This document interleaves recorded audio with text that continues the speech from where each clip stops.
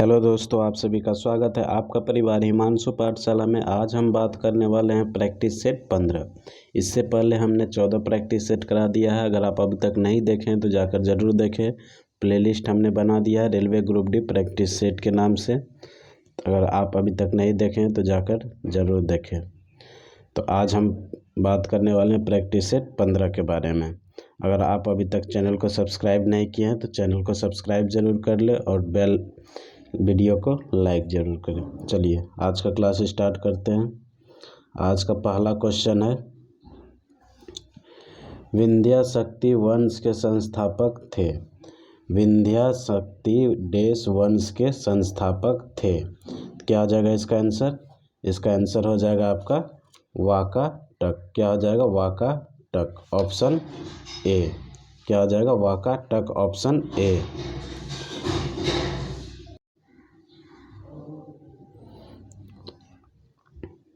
विंध्य शक्ति वाकाटक राजवंश के संस्थापक थे। विंध्य शक्ति जो थे क्या थे? वाकाटक राजवंश के संस्थापक थे। वाकाटक राजवंश मध्य प्रदेश के ऊपरी भाग पर तथा बरार तक विस्तृत था। वाकाटक राजवंश कहाँ से कहाँ तक विस्तृत है, यानी कि फैला हुआ था?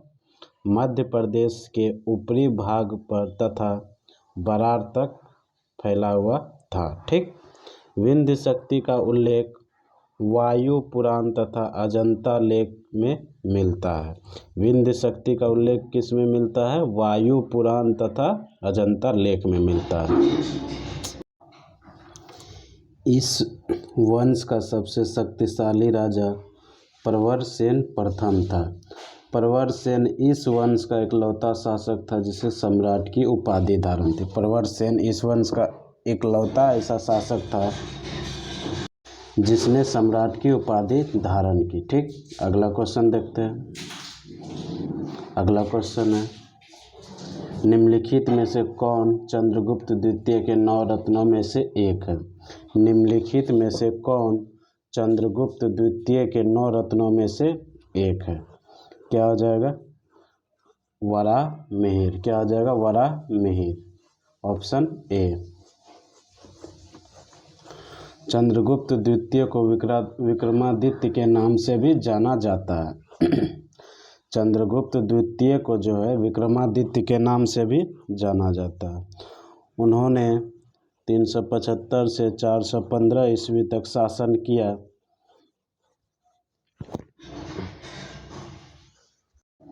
गुप्त साम्राज्य का यह समय भारत का स्वर्णिम युग भी कहा जाता है। चंद्रगुप्त ने गुप्त संवत की शुरुआत की। चंद्रगुप्त ने क्या किया? गुप्त संवत की शुरुआत की। सांची अभिलेख में उन्हें देवराज कहा गया। सांची अभिलेख में उन्हें क्या कहा गया? देवराज। चंद्रगुप्त के दरबार में 9 रत्न निवास करते थे। चंद्रगुप्त के दरबार में कितने रत्न निवास करते थे? 9 रत्न, जिनमें कालिदास, वराहमिहिर, धन्वंतरी, घटकपर, शंकु, अमर सिंह, बेताल भट्ट, छपनक और वररुचि थे। ठीक। 9 रत्न कौन कौन थे? कालिदास, वराहमिहिर, धन्वंतरी, घटकपर, शंकु, अमर सिंह, बेताल भट्ट, छपनक और वररुचि थे। ठीक। चलिए अगला क्वेश्चन, तुलुगमा क्या है? तुलुगमा क्या है? क्या हो जाएगा इसका आंसर? बाबर द्वारा इस्तेमाल की जाने वाली सैन्य रणनीति। तुलुगमा क्या है? बाबर द्वारा इस्तेमाल की जाने वाली सैन्य रणनीति। बाबर ने पानीपत के प्रथम युद्ध में तुलुगमा युद्ध नीति का इस्तेमाल किया। बाबर ने पानीपत के प्रथम युद्ध में कौन सी नीति का इस्तेमाल किया?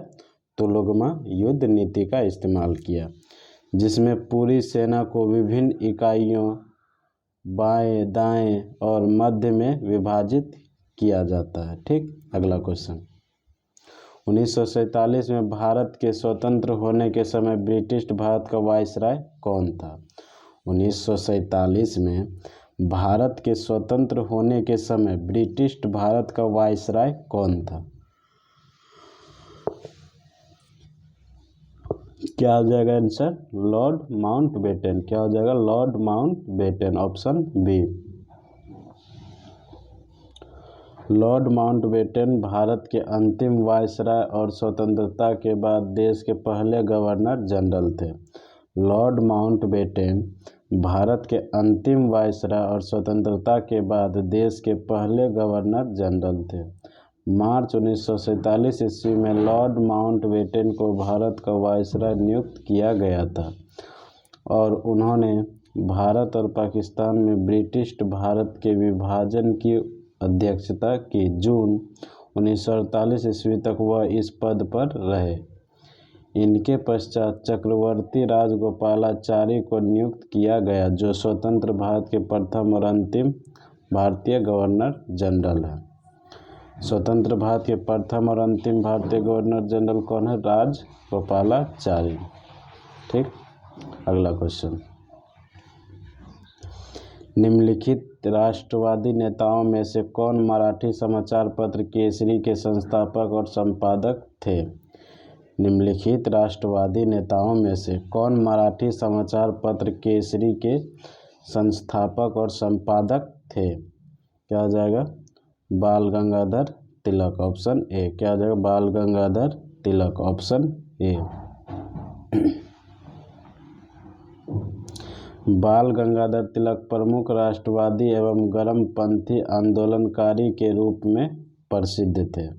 साथ ही उन्होंने एक पत्रकार और साहित्यकार के रूप में भी प्रसिद्धि प्राप्त की। केसरी मराठी भाषा में और मराठा अंग्रेजी भाषा में पत्रिका का प्रकाशन पुणे से होता है। केसरी और मराठा का पत्रिका का प्रकाशन कहाँ से होता है? पुणे से। इसके संस्थापक और संपादक बाल गंगाधर तिलक थे, दोनों के। राज्य पुनर्गठन अधिनियम देश में लागू किया गया था। राज्य पुनर्गठन अधिनियम देश में लागू किया गया था। कब किया गया था? क्या हो जाएगा? 1956। कब किया गया था? 1956, ऑप्शन डी। राज्य पुनर्गठन अधिनियम 1956 में लागू किया गया था। इसके अनुसार भारत में 14 राज्य और 6 केंद्र शासित प्रदेश गठित किए गए। राज्य पुनर्गठन अधिनियम 1956 में लागू किया गया था।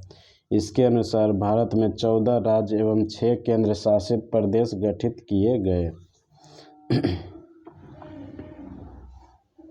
भारत में कौन सा दिन संविधान दिवस के रूप में मनाया जाता है? भारत में कौन सा दिन संविधान दिवस के रूप में मनाया जाता है? क्या हो जाएगा? 26 नवंबर। क्या हो जाएगा? 26 नवंबर, ऑप्शन ए। भारत में संविधान दिवस 26 नवंबर को मनाया जाता है। इसकी शुरुआत 2015 में डॉक्टर भीमराव अम्बेडकर की 125वीं जयंती से किया गया। भारत का संविधान 26 नवंबर 1949 को बनकर तैयार हुआ और इसके कुछ प्रावधान इसी दिन लागू किए गए थे, जिसके फलस्वरूप इस दिन को संविधान दिवस के रूप में मनाया जाता है। जबकि भारतीय संविधान 26 जनवरी 1950 को पूर्ण रूप से लागू किया गया, इसलिए 26 जनवरी को गणतंत्र दिवस के रूप में मनाया जाता है। अगला क्वेश्चन। लोकसभा की पहली महिला स्पीकर के रूप में किसे नियुक्त किया गया था? लोकसभा की पहली महिला स्पीकर के रूप में किसे नियुक्त किया गया था? मीरा कुमार। किसे? Meera Kumar, option B. भारत की प्रथम महिला लोकसभा अध्यक्ष के रूप में मीरा कुमार को नियुक्त किया गया था। ये लोकसभा अध्यक्ष बनने से पूर्व 5 बार लोकसभा की सदस्य बन चुकी थी। ये लोकसभा अध्यक्ष बनने से पहले 5 बार लोकसभा की सदस्य रह चुकी थी। इन्होंने वर्ष 2017 में भारत के राष्ट्रपति पद के लिए नामांकन भरा था, लेकिन वे वर्तमान राष्ट्रपति रामनाथ कोविंद से हार गई थी। अगला क्वेश्चन। वे प्रसिद्ध भारतीय महिला वकील कौन है जिन्होंने भारतीय दंड संहिता यानी कि आईपीसी की धारा 377 के विरुद्ध कानूनी लड़ाई का नेतृत्व किया? क्या आ जाएगा आंसर?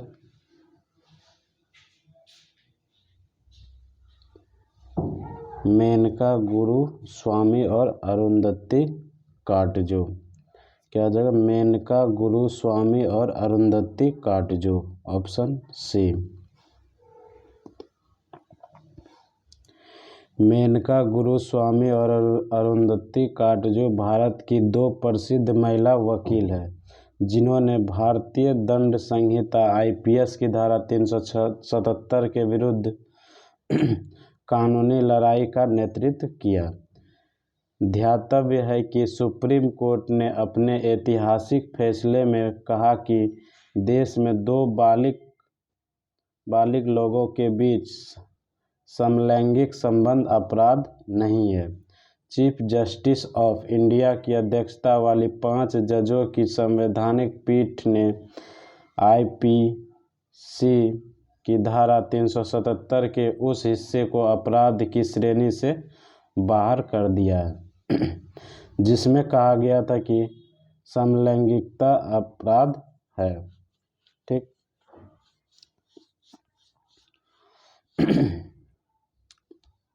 अगला क्वेश्चन, भारत में प्रमुख चुनाव आयुक्त की नियुक्ति किसके द्वारा की जाती है? भारत में मुख्य चुनाव आयुक्त की नियुक्ति किसके द्वारा की जाती है? क्या हो जाएगा? भारत के राष्ट्रपति द्वारा। किसके द्वारा? भारत के राष्ट्रपति द्वारा। संविधान के भाग 15 के अनुच्छेद 324 से 329 में निर्वाचन से संबंधित उपबंध दिया गया है। भारत का निर्वाचन आयोग की स्थापना 25 जनवरी 1950 को हुई थी। यह एक अस्थायी संवैधानिक निकाय है। निर्वाचन आयोग का गठन मुख्य निर्वाचन आयुक्त एवं अन्य निर्वाचन आयुक्तों से किया जाता है जिनकी नियुक्ति राष्ट्रपति के द्वारा की जाती है। सुकुमार सेन ने भारत के पहले मुख्य चुनाव आयुक्त के रूप में कार्य किया। सुकुमार सेन ने भारत के पहले मुख्य चुनाव आयुक्त के रूप में कार्य किया। बी.एस. रमा देवी भारत की मुख्य चुनाव आयुक्त बनने वाली पहली महिला थी। बी.एस. रमा देवी भारत की मुख्य चुनाव आयुक्त बनने वाली पहली महिला थी। अगला क्वेश्चन, लू एक प्रकार की क्या है? लू जो है एक प्रकार की क्या है? क्या हो जाएगा? उष्म लहर। क्या है? उष्मा लहर। उत्तर भारत में गर्मियों में उत्तर पूर्व तथा पश्चिम से पूर्व दिशा में चलने वाली प्रचंड उष्ण तथा शुष्क हवाओं को लू कहते हैं। ये हवाएं मई और जून माह में चलती है।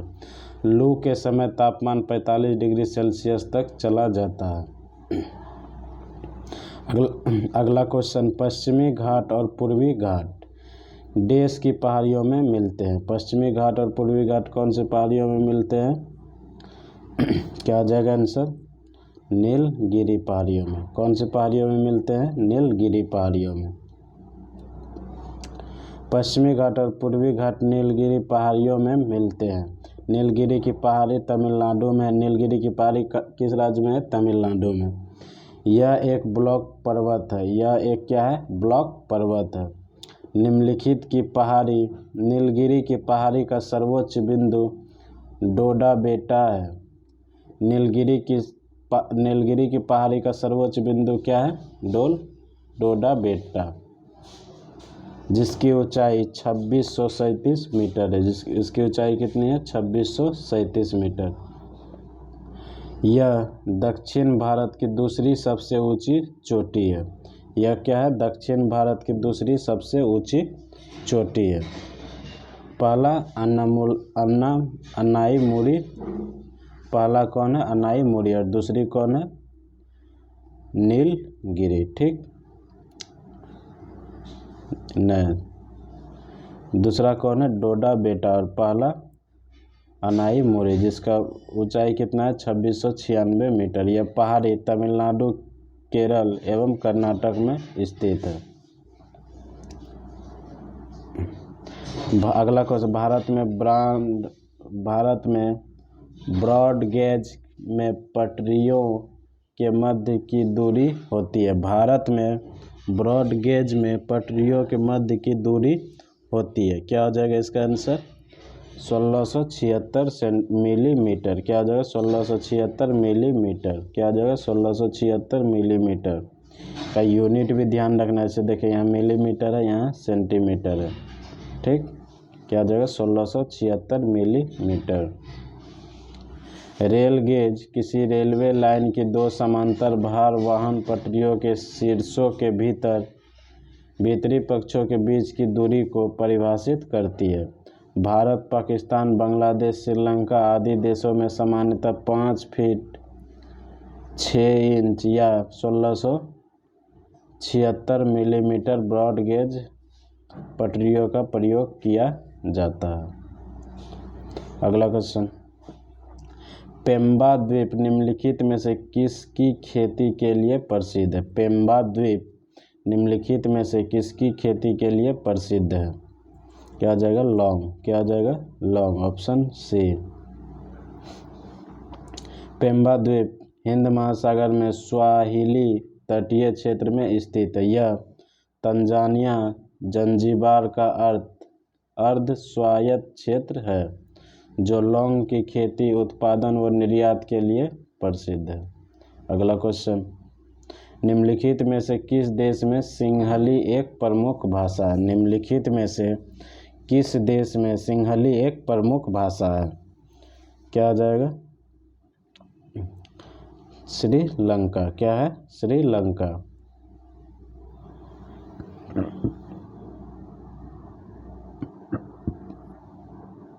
सिंहली भाषा श्रीलंका में बोले जाने वाली सबसे बड़ी भाषा।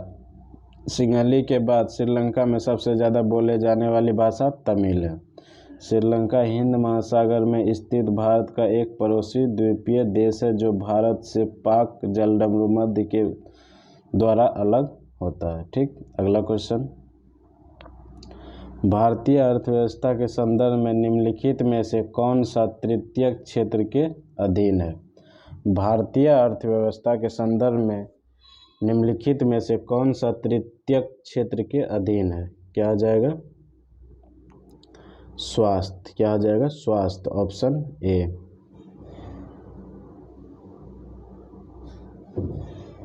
भारतीय अर्थव्यवस्था के संदर्भ में स्वास्थ्य तृतीयक क्षेत्र के अंतर्गत आता है, जिसे सेवा क्षेत्र भी कहते हैं, तथा अर्थव्यवस्था के दो अन्य क्षेत्र प्राथमिक क्षेत्र में कौन कौन होता है? कृषि, पशुपालन, मछली पालन आदि, तथा द्वितीयक क्षेत्र विनिर्माण, यानी कि कोई भी फैक्ट्री में जो सामान बनता है वो क्या आ जाएगा? द्वितीयक क्षेत्र में आएगा। तृतीयक क्षेत्र का सर्वाधिक विकास 20वीं शताब्दी के आरंभ में शुरू हुआ। इसके अंतर्गत व्यापार, यातायात, संप्रेषण, वित्त, पर्यटन, सत्कार, हॉस्पिटैलिटी, संस्कृति, मनोरंजन, लोक प्रशासन एवं लोक सेवा, सूचना, न्याय, स्वास्थ्य, शिक्षा आदि ये सब क्या आता है? तृतीयक क्षेत्र में आता है। ठीक, अगला क्वेश्चन, भारत में विमुद्रीकरण की गई मुद्रा देश के कुल नगद मूल्य का कितना प्रतिशत है? भारत में विमुद्रीकरण की गई मुद्रा देश के कुल नगद मूल्य का कितना प्रतिशत है? क्या हो जाएगा? 86%। कितना? 86%, ऑप्शन ए।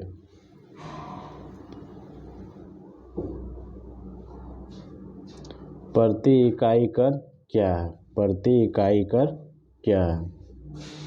क्या हो जाएगा? वह कर जो सरकार उत्पादन की प्रति इकाई बिक्री पर लगती है। वह कर जो सरकार उत्पादन की प्रति इकाई बिक्री पर लगती है। हाँ, अगला कुछ, एक इकाई कर प्रति इकाई उत्पादन की बिक्री पर सरकार द्वारा लगाए जाने वाले कर हैं, जैसे उत्पादक शुल्क। ठीक, अगला क्वेश्चन, निम्नलिखित में से कौन सितार वादक नहीं है? निम्नलिखित में से कौन सितार वादक नहीं है? क्या आ जाएगा इसका आंसर? पंडित शिव कुमार शर्मा। पंडित शिव कुमार शर्मा ये क्या है? सितार वादक नहीं है।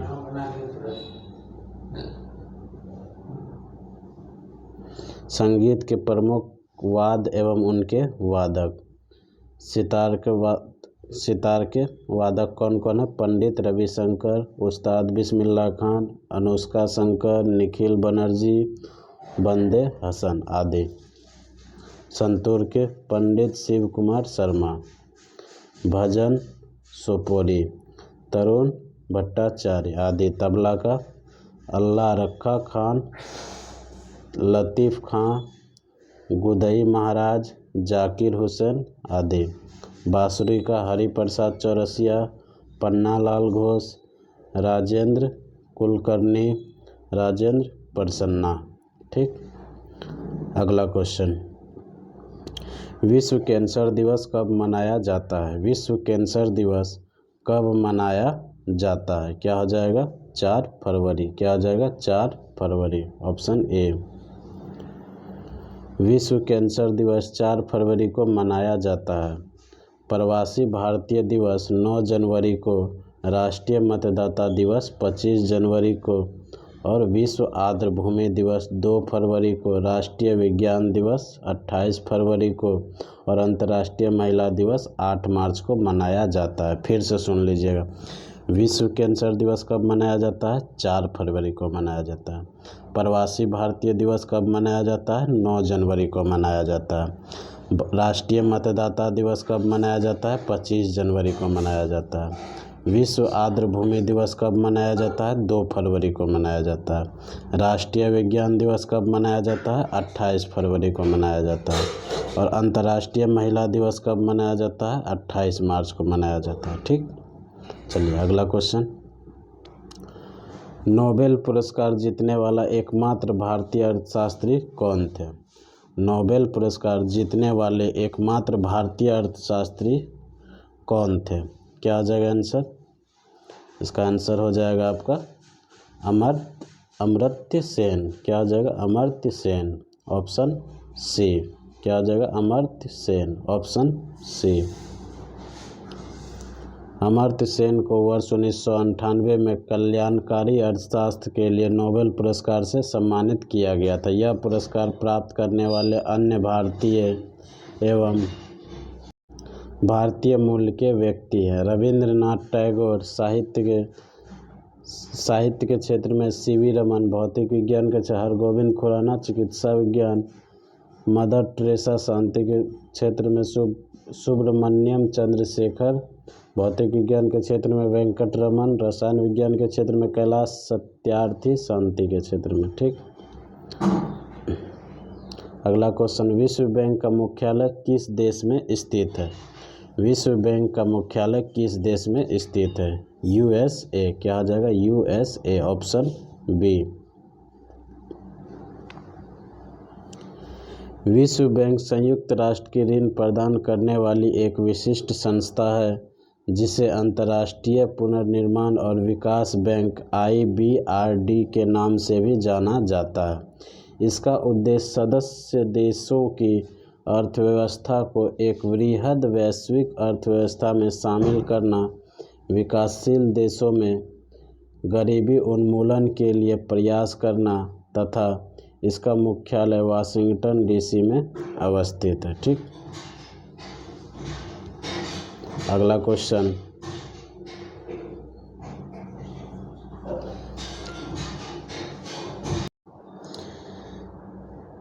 सीली पॉइंट, स्लिप और गली शब्द का उपयोग किस खेल में किया जाता है? सीली पॉइंट, स्लिप और गली शब्द का उपयोग किस खेल में किया जाता है? क्या आ जाएगा? क्रिकेट में। क्या आ जाएगा? क्रिकेट में। Option B. Silly point, slip, gully शब्द का प्रयोग क्रिकेट के क्षेत्र में रक्षकों को प्रदान करने में उनकी पोजीशन के लिए किया जाता है। ठीक। अगला क्वेश्चन है,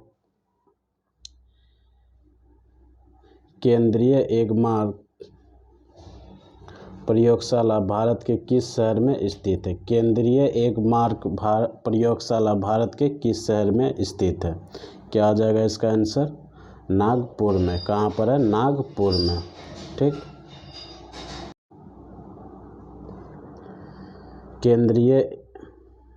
केंद्रीय एगमार्क प्रयोगशाला भारत में महाराष्ट्र राज्य के नागपुर शहर में स्थित है। एगमार्क का एक प्रमाण चिन्ह है जो भारत के कृषि खाद्य उत्पादक जैसे पदार्थों पर लगाया जाता है। एगमार्क मुख्य रूप से खाद्य पदार्थों से जुड़ा हुआ प्रमाण चिन्ह है जो खाद्य वस्तुओं की शुद्धता को सुनिश्चित करता है। ठीक।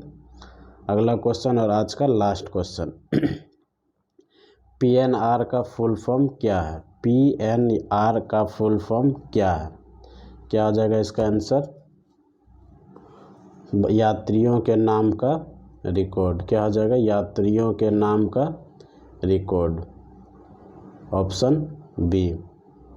PNR का फुल फॉर्म क्या आता है? Passenger name record. PNR का फुल फॉर्म क्या आता है? पैसेंजर नेम रिकॉर्ड, यानी कि यात्रियों के नाम का दस्तावेज। ठीक। इसका उपयोग रेलवे और एयरलाइंस द्वारा उनके साथ यात्रा करने वाले यात्रियों के रिकॉर्ड स्टोर करने के लिए किया जाता है। इसमें यात्री के व्यक्तिगत रिकॉर्ड जैसे नाम, पता, फ़ोन नंबर आदि शामिल होते हैं। ठीक।